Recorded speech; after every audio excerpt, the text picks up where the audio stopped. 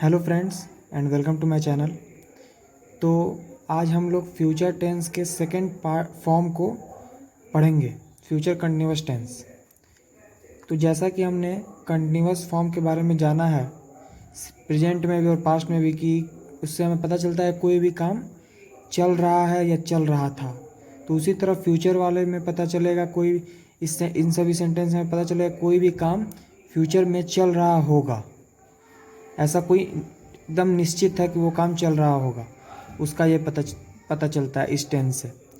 तो इसका स्ट्रक्चर जो है होता है सब्जेक्ट प्लस शैल और विल प्लस बी का यूज होता है इसमें, और फिर उसके साथ वर्ब का फोर्थ फॉर्म लगता है जो कंटिन्यूअस टेंस में लगता ही है, प्रेजेंट में भी, पास्ट में भी और फ्यूचर में, तीनों में लगता है वर्ब का फोर्थ फॉर्म।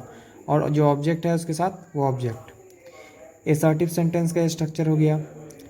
इसकी आइडेंटिफिकेशन जो है, इस टेंस की आइडेंटिफिकेशन जो है इस तरह से हम करेंगे कि हिंदी वाक्य में जब वर्ब के अंत में, वर्ब के लास्ट में हमें रहूँगा, रहेगा, रहेगी, रहेंगे ये सब मिले तो उसको हम फ्यूचर कंटिन्यूअस टेंस में ट्रांसलेट करेंगे। और ये है ते, ती, ता। कहीं कहीं इसके साथ भी हमें मिलेगा, जैसे ती रहेगी यानी कि खेलती रहेगी, पढ़ती रहेगी, पढ़ता रहूँगा, इस टाइप में भी मिल सकता है। नहीं तो सिर्फ रहूँगा, रहेगी टाइप में भी मिल सकता है। तो ये दोनों जब भी रहेगा तो हम समझ जाएंगे कि फ्यूचर कंटिन्यूअस टेंस का है, तो हम इसे फ्यूचर कंटिन्यूअस टेंस में ट्रांसलेट कर देंगे। कुछ एग्जांपल्स देख लेते हैं। मैं पढ़ता रहूँगा, ता रहूँगा, बस इसे हम फ्यूचर कंटिन्यूअस टेंस में ट्रांसलेट करेंगे। जैसे इसका ट्रांसलेशन हो जाएगा आई सैल, आई के साथ सैल लगता है, आई और वी के साथ सैल लगता है, और बाकी जितने भी सब्जेक्ट होते हैं उसके साथ विल लगता है। ये मैंने बताया हुआ है पिछले वीडियो में। अगर आपने नहीं देखा है सिंपल फ्यूचर टेंस का वीडियो तो ज़रूर देख लें, तभी ये वीडियो देखें तो और अच्छा समझ में आएगा और फ्यूचर टेंस भी क्लियर रहेगा। तो मैं पढ़ता रहूँगा, आई सैल बी, और रीड का भी फॉर रीडिंग, तो आई सैल बी रीडिंग। वह रोती रहेगी, सी विल बी वीपिंग। मैं आपका इंतज़ार करता रहूँगा, I shall be waiting for you. इंतज़ार करना का, आपके लिए इंतज़ार करना का हो जाएगा वेटिंग फॉर यू। सीता गाना गाती रहेगी, Sita will be singing a song. अगले रविवार को इस वक्त हम लोग पटना जाते रहेंगे, we shall be going to Patna. सबसे पहले हम लोग इसका बना दिए, हम लोग पटना जाते रहेंगे, we shall be going to Patna. अगले सोमवार को इस वक्त, तो at this time on Sunday next, अगले सोमवार को इस वक्त तक। सबसे पहले किसी भी इस टाइप का ट्रांसलेशन हो तो हम सबसे पहले देखेंगे मेन ट्रांसलेशन क्या बनता है। ये सब तो लास्ट वाली चीज़ है, अगले वर्ष को, इस रविवार को, सुबह तक, ये सब अंतिम में ही लगता है मोस्ट ऑफ द टाइम। कुछ केस में पहले भी लगते हैं, जैसे यहाँ हम लगाएंगे पहले, इसको वैसे लास्ट में भी लगाया जा सकता है, मैं बताता हूँ इसको। ये जो नेगेटिव स्ट्रक्चर है वो देख लीजिए, सैल विल के बाद नॉट लग जाता है, बाकी सारा चीज़ सेम रहेगा।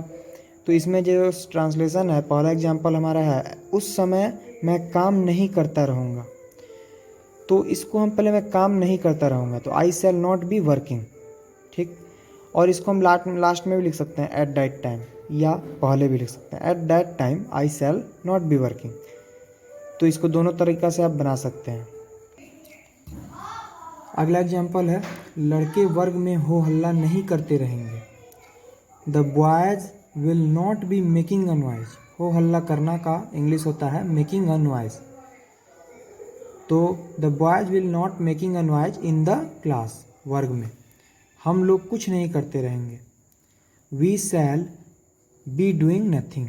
नथिंग मतलब होता है कुछ नहीं, नथिंग का मीन्स ही होता है कुछ नहीं, इसलिए नहीं के लिए हम नॉट यहाँ यूज नहीं किए हैं। नहीं तो अगर हम चाहें नॉट का यूज करना तो उसके लिए हमें यहाँ एनीथिंग लिखना पड़ेगा, we shall not be doing anything. Structure है इंट्रोगेटिव सेंटेंस का। इंट्रोगेटिव सेंटेंस के स्ट्रक्चर में जो शैल विल है वो पहले आ जाएगा, बाद में सब्जेक्ट पहुँच चला जाएगा, फिर उसके बाद भी, फिर वर्ब फॉर्म फोर्थ फॉर्म, फिर ऑब्जेक्ट। तो इसका एग्जांपल देख लेते हैं। क्या वह बैठा रहेगा, तो वह के लिए क्या यूज होता है, शैल या विल, तो will he B it sitting, बस विल पहले आ जाएगा और ही बाद में। इस तरह से हम इसे बना सकते हैं। इसमें जैसे ता ते ती नहीं आया हुआ है वर्ब के साथ, ठीक है, तो भी ये हम ये रहेगा से समझ सकते हैं कि ये हम फ्यूचर कंटिन्यूअस टेंस में ही बनाएंगे। क्या सीता गाती रहेगी? Will Sita be singing. अब है स्ट्रक्चर इंट्रोगेटिव नेगेटिव का। तो इसमें जो है सब्जेक्ट के बाद नॉट आ जाएगा, बाकी इंट्रोगेटिव वाला जो स्ट्रक्चर था वही है। क्या तुम नहीं पढ़ते रहोगे? तो विल यू नॉट, यू के बाद नॉट, यू जो है सब्जेक्ट है, उसके बाद not be reading, will you not be reading. क्या हम लोग नहीं खड़े रहेंगे? Shall we not be standing. अब आता है स्ट्रक्चर WH वर्ड्स वाला। WH वर्ड वे होते हैं जैसे when, why, what, where, how, ये सारे वर्ड WH वर्ड्स होते हैं। मैंने हर वीडियो में इसके बारे में बताया है। यही सब WH वर्ड्स होते हैं। WH वर्ड वाले स्ट्रक्चर में हम पहले WH वर्ड्स लिखते हैं और उसके बाद जो इंट्रोगेटिव वाला स्ट्रक्चर था वो उतर जाता है। राम क्या करता रहेगा? तो क्या के लिए what will Ram be doing. वे क्यों खेलते रहेंगे? Why will they be playing. Structure के अकॉर्डिंग ही हम सारे सेंटेंस को बनाएंगे तो आपको अच्छे समझ में आएगा। कभी भी स्ट्रक्चर आप थोड़ा सा माइंड में रखिए। जैसे WH वर्ड यहाँ पहले मैंने लिखा वाई, उसके बाद शैल या विल का यूज किया तो दे के साथ विल, उसके बाद सब्जेक्ट दे, उसके बाद बी, उसके बाद वर्ब का फोर्थ फॉर्म प्लेइंग। अगर उसके बाद भी कुछ ऑब्जेक्ट होता तो हम यहाँ लगाते, लेकिन यहीं पे ख़त्म हो गया तो यहाँ क्वेश्चन मार्क, काम ख़त्म। इस तरह से आप समझेंगे तो और अच्छे से समझ पाएंगे। आप कहाँ जाते रहेंगे? Where will you be going. तो ये तो हो गया। मैं एक बात इसमें बताना चाहूँगा आप लोग को, जैसे कि ये सब सेंटेंस था ये वाला, क्या वह बैठा रहेगा।